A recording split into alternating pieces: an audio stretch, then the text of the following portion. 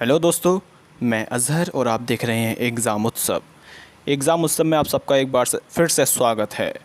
तो गाइस, पहले क्वेश्चन की तरफ बढ़ने से पहले अतिरिक्त का जो क्वेश्चन था उसका आंसर बता देता हूँ मैं। हाल ही में विश्व संस्था वर्ल्ड आर्चरी ने किस तीरंदाजी संघ को निलंबित कर दिया है? ऑप्शन ए पाकिस्तान तीरंदाजी संघ, ऑप्शन बी भारतीय तीरंदाजी संघ, ऑप्शन सी श्रीलंका तीरंदाजी संघ और ऑप्शन डी अफ्रीकी तीरंदाजी संघ। गाइस, यहाँ पर इसका सही आंसर जो था वो भारतीय तीरंदाजी संघ है। अगर भारतीय तीरंदाजी संघ की बात की जाए तो विश्व संस्था वर्ल्ड आर्चरी ने हाल ही में भारतीय तीरंदाजी संघ को निलंबित कर दिया और ये फैसला 5 अगस्त से लागू होगा। लेकिन विश्व संस्था वर्ल्ड आर्चरी ने कहा है कि वे भारत के तीरंदाजी खिलाड़ी जो 19 से 25 अगस्त के बीच होने वाली विश्व तीरंदाजी यूथ चैंपियनशिप में हिस्सा ले सकेंगे। तो गाइस, सबसे पहला आपका क्वेश्चन है, अजय कुमार सूद की जगह भारतीय राष्ट्रीय विज्ञान अकादमी ने किसे अपनी पहली महिला अध्यक्ष चुना है? Option A Suman Verma, option B Chandrima Shah, option C Sunita Verma और option D PV Sindhu. Guys, सही आंसर यहाँ पर आपका ऑप्शन बी है, चंद्रिमा शाह। अगर चंद्रिमा शाह की बात की जाए तो अजय कुमार सूद की जगह हाल ही में भारतीय राष्ट्रीय विज्ञान अकादमी ने चंद्रिमा शाह को अपनी पहली महिला अध्यक्ष चुना है और ये वर्ष 2020 से अपना कार्यभार ग्रहण करेंगी। चंद्रिमा शाह का जन्म 1952 को हुआ था और उन्हें वर्ष 2020 से 2022 तक के लिए भारतीय विज्ञान अकादमी की अध्यक्ष चुना गया है। अगर पीवी सिंधु की बात की जाए तो इनकी जो फुल फॉर्म है नाम की वो पुसरला वेंकट सिंधु है और ये बैडमिंटन की भारतीय खिलाड़ी हैं।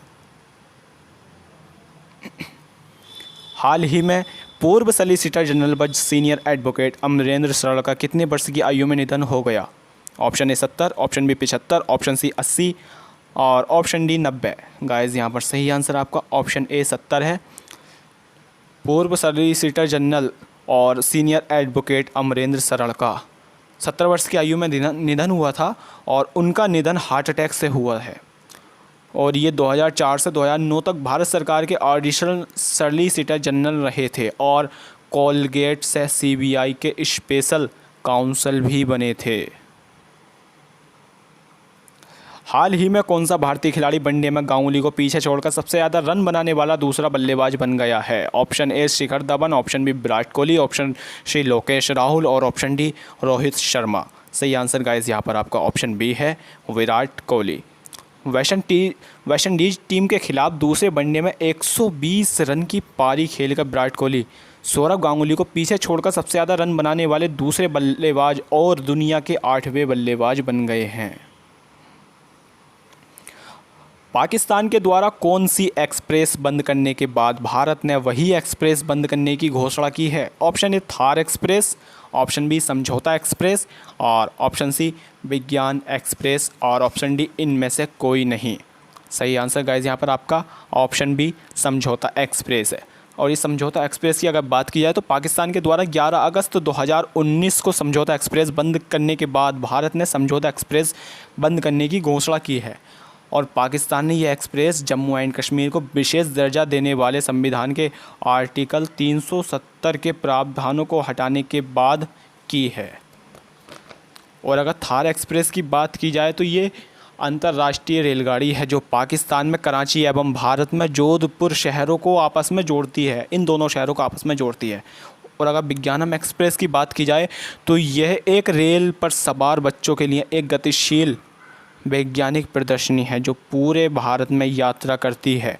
ये परियोजना 30 अक्टूबर 2007 को शुरू हुई और ये मुख्य रूप से छात्रों और शिक्षकों को लक्षित करती है। हाल ही में सुप्रीम कोर्ट के किस पूर्व जस्टिस ने फिजी के सर्वोच्च न्यायालय में न्यायाधीश के रूप में शपथ ली है? Option A Deepak Mishra, option B Madan B Lokur, option C Ranjan Gogoi और ऑप्शन डी पिनाकी चंद्र घोष। सही आंसर गाइस यहाँ पर आपका है तो वह है मदन बी लोकुर। और ये अब फिजी में मदन बी लोकुर की बात की जाए तो ये फिजी में अप्रवासी पैनल का हिस्सा होंगे और इनका कार्यकाल 3 वर्ष का होगा। इन्हें फिजी के राष्ट्रपति जियाओ कोरनोते ने न्यायाधीश की शपथ दिलाई। अगर दीपक मिश्रा की बात की जाए तो ये सुप्रीम कोर्ट से रिटायर हुए मुख्य न्यायाधीश हैं ये भी। और अगर रंजन गोगोई की बात की जाए तो रंजन गोगोई सुप्रीम कोर्ट के पूर्व मुख्य न्यायाधीश हैं और इनको राज्यसभा के लिए नामित किया गया और 17 नवंबर 2019 को ये रिटायर हुए। अगर पिनाकी चंद्र घोष की बात की जाए तो सुप्रीम कोर्ट से मई 2017 में रिटायर हुए थे। पाकिस्तान के F-16 विमान को मार गिराने वाले अभिनंदन वर्तमान को किस पुरस्कार से सम्मानित किया गया है? ऑप्शन ए परमवीर चक्र, ऑप्शन बी महावीर चक्र और ऑप्शन सी वीर चक्र और ऑप्शन डी अशोक चक्र। गाइस सही आंसर यहाँ पर आपका ऑप्शन सी वीर चक्र हो जाएगा।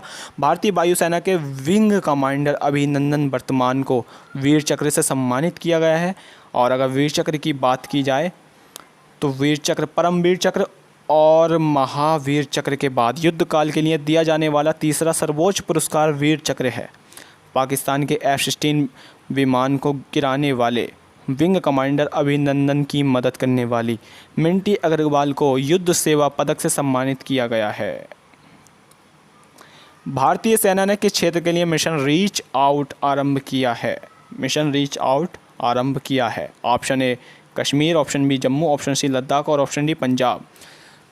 तो गाइज़ यहाँ पर इसका सही आंसर ऑप्शन बी हो जाएगा जम्मू। भारतीय थल सेना ने जम्मू में मिशन रीच आउट का शुभारंभ किया। इसका मकसद क्षेत्र में आवश्यक सेवाओं और चीज़ों को उपलब्ध कराना है। रूस के डेनियल मेदवेदेव को हराकर किस खिलाड़ी ने 35वीं बार मास्टर्स 100 टेनिस टूर्नामेंट का खिताब, मास्टर्स 1000 टेनिस टूर्नामेंट का खिताब जीता?